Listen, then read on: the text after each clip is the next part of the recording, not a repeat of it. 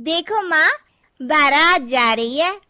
अरे तो इसमें कौन सी नई बात है, बारात तो यहाँ से आती जाती रहती है। काश माँ मेरी भी शादी हो पाती। अरे तू फिक्र मत कर बेटी, मैं तेरी शादी एक इंसान से करा दूंगी। लेकिन ये कैसे हो सकता है माँ, मैं तो एक चुड़ैल हूँ। अरे इसका भी इलाज है मेरे पास। कल ही हम नदी के किनारे वाले जादूगर के पास चलेंगे, वो अपनी शक्ति से हम दोनों को इंसान बना देगा। और ठीक ऐसा ही होता है। जादूगर उन दोनों माँ बेटी को चुड़ैल से इंसान के रूप में बदल देता है। ये तो कमाल हो गया माँ, अब तो मुझे कोई पहचान नहीं पाएगा। ये भभूति रखो, इसे हर रात खा लेना, वरना सुबह तुम अपने असली रूप में आ जाओगी। जी जी बिल्कुल खा लूंगी। कुछ दिनों के बाद चुड़ैल की माँ अपनी बेटी की शादी धोखे से हरीश नाम के लड़के से करवा देती है। फिर एक दिन, अरे मान गए हरीश, इतनी सुंदर पत्नी तो किस्मत वालों को मिलती है, और एक तुम हो कि खुश होने के बजाय हमेशा तुम्हारा मुंह हारे हुए लीडर के चमचे की तरह लटका रहता है। अरे सुन भाई, मेरी पत्नी सुंदर है तो क्या करूं, नाचूं? देख लाला, सुबह सुबह मेरा दिमाग खराब मत कर।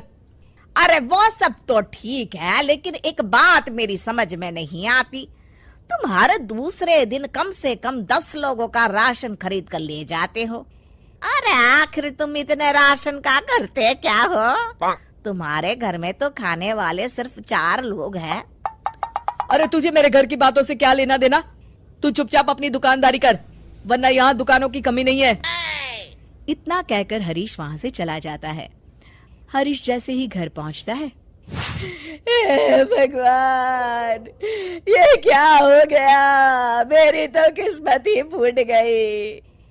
अरे क्या सोचकर मैंने अपने बेटे की शादी करवाई थी, अरे क्या हो गया, मेरी बहू तो एक नंबर की चांडाल निकली, मुझे मेरे ही घर की नौकरानी बना दी।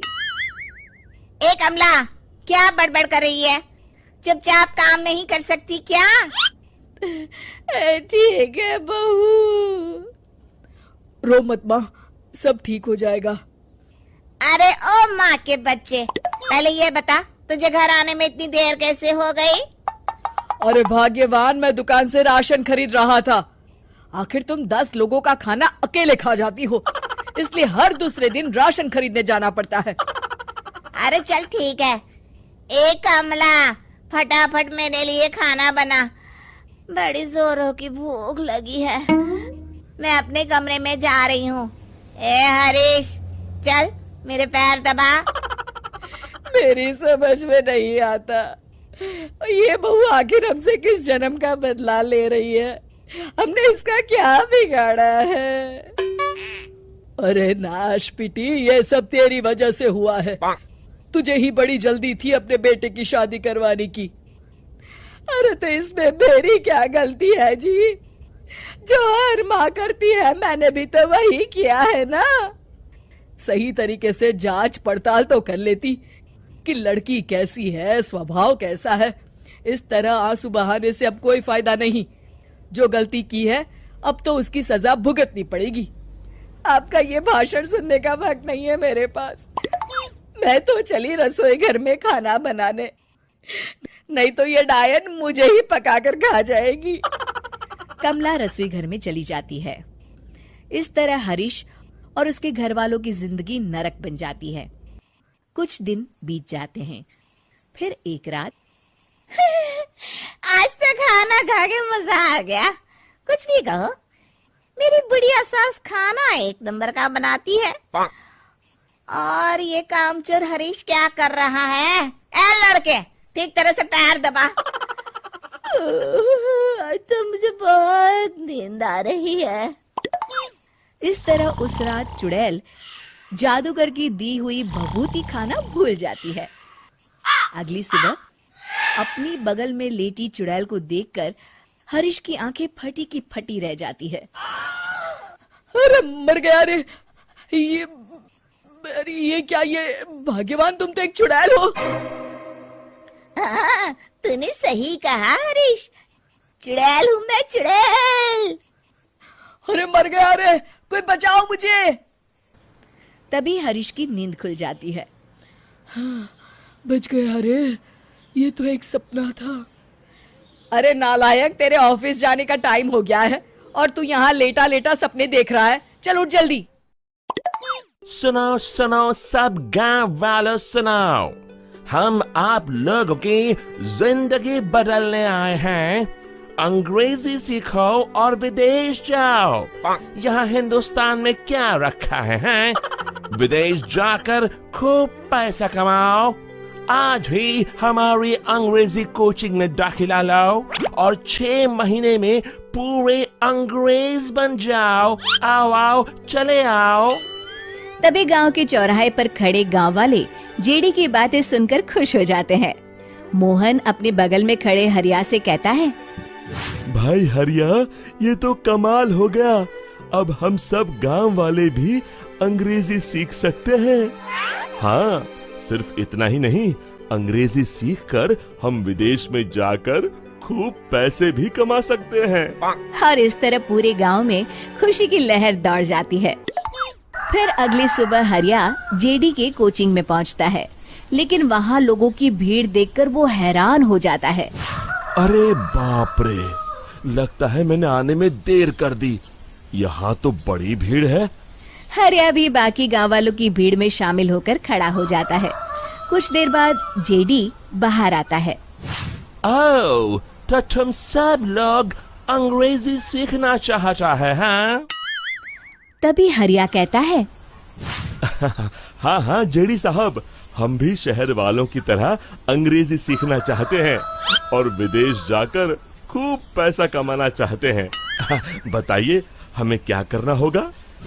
तो सबसे पहले तुम लोगों को हमारी कोचिंग में अपना नाम लिखवाना होगा और हमारी पूरी फीस एक साथ जमा करनी होगी। बोलो, मंजूर है तुम सबको? जेडी साहब, हम कल ही आपकी फीस के सारे पैसे एक साथ आपको दे देंगे। बस हमें अंग्रेजी सिखा दीजिए ताकि हम जल्द से जल्द विदेश जाकर खूब पैसा कमा सके। शाबाश, हमको तुम जैसे लोगों का ही तलाश था। अब तुम लोग जाओ और कल इसी टाइम पर पैसे लेकर आ जाना। फिर सब गांव वाले पैसों का इंतजाम करने वहाँ चले जाते हैं। उसी शाम हरिया सुखी लाला के घर पहुँचता है। नमस्ते लाला जी। आओ आओ हरिया, आज अचानक सुखी लाला की याद कैसे आ गई? लाला जी, मुझे कुछ पैसे उधार चाहिए। अरे हरिया, जितना चाहे उतना पैसा ले लो।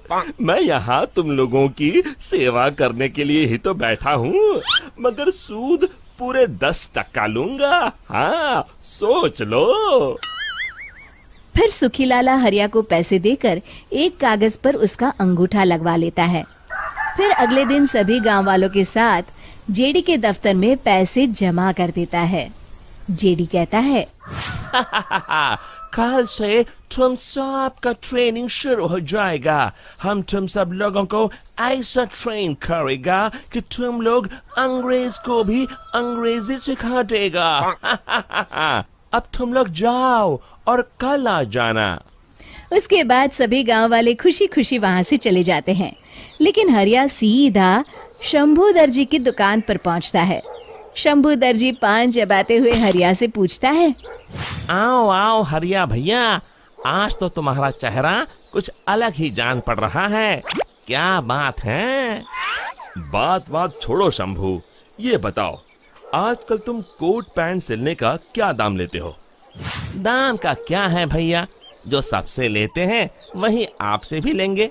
क्या बात है, अचानक कोट पैंट? अरे अब तुमसे क्या छुपाना, कुछ दिनों बाद विदेश जा रहा हूँ, इसलिए सोचा तुमसे कोट पैंट सिलवा लो। अच्छा, शाम को मैं तुम्हें कोट का कपड़ा लाकर दे दूंगा। फिर हरिया शंभू को अपना माप देकर वहां से चला जाता है। अगले दिन सुबह सुबह सब गांव वाले जेडी के दफ्तर पहुंचते हैं। तभी वो देखते हैं कि एक आदमी दफ्तर के दरवाजे पर ताला लगा रहा होता है। क्या हुआ? आप सब लोग यहाँ, बात क्या है? कौन हो तुम और यहाँ ताला क्यों लगा रहे हो? और जेडी साहब कहाँ है? अरे भाई, मैं इस जगह का मालिक हूँ। जेडी ने 3 दिनों के लिए मुझसे ये जगह उधार ली थी। चलो हटो, रास्ता दो। अरे मर गए रे, वो जेडी तो हमें बेवकूफ बनाकर चला गया। बाप रे, मैंने तो उस साहूकार सुखी लाला से बहुत सारा उधार ले लिया है। अब उसका कर्जा कैसे चुकाऊंगा? अरे सिर्फ तुमने ही नहीं हरिया भाई, हम सभी गांव वालों ने कर्जा लेकर उस जेडी को पैसे दिए हैं। शिक्षा, हमें किसी अनजान पर आंख बंद करके भरोसा नहीं करना चाहिए।